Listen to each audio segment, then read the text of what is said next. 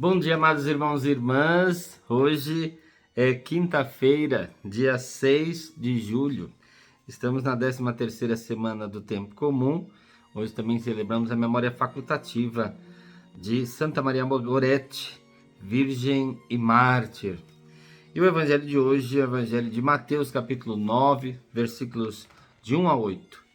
Naquele tempo, entrando em um barco, Jesus atravessou para outra margem do lago e foi para a sua cidade. Apresentaram-lhe então um paralítico deitado numa cama. Vendo a fé que eles tinham, Jesus disse ao paralítico: Coragem, filho, os teus pecados estão perdoados. Então alguns mestres da lei pensaram: Esse homem está blasfemando. Mas Jesus, conhecendo os pensamentos deles, disse: Por que tendes esses maus pensamentos em vossos corações? O que é mais fácil dizer: Os teus pecados estão perdoados? Ou dizer: Levanta-te e anda?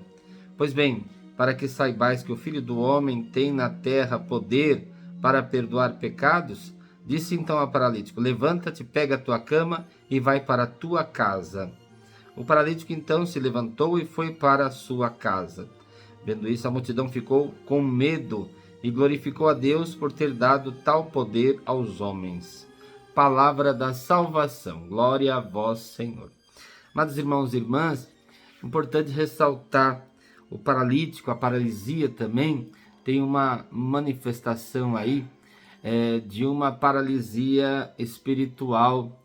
Muitos podem ser acometidos com esse mal, a paralisia espiritual.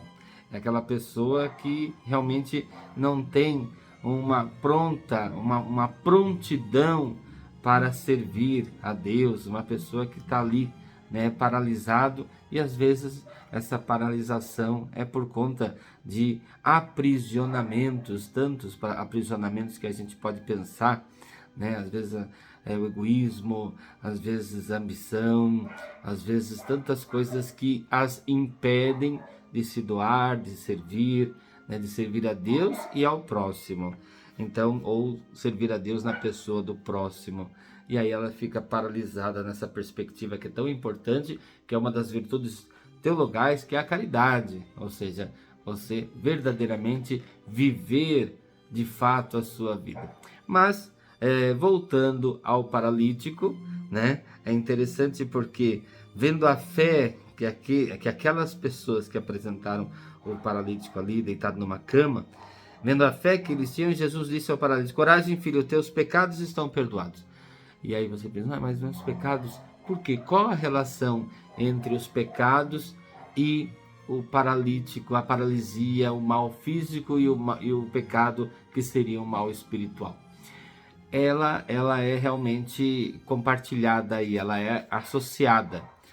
Toda pessoa deficiente, toda pessoa com alguma enfermidade na época de Jesus era associada a pecado.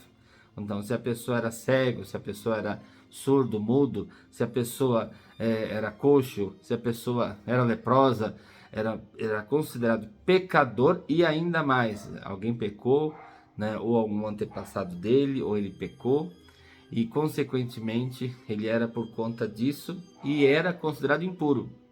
Então, além de pecador, então ele tinha naquelas listas da lei, que os judeus tinham como enfocavam sempre, eles tinham sempre algumas. Então tinham uma lista de pecadores. Então eles automaticamente entravam nessa lista de pecadores públicos, pecadores que na verdade eles eram considerados impuros.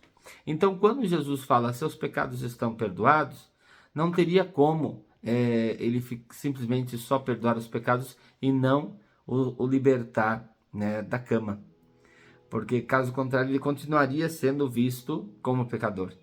Então, quando Jesus, na perspectiva da libertação total de todo o mal físico e espiritual, a gente vê que Jesus tem essa predisposição para nos libertar totalmente. Então, ele fala, e quando ele fala, seus pecados estão perdoados, aí os mestres da lei, ali os fariseus, nossa, que é isso? Ele está blasfemando.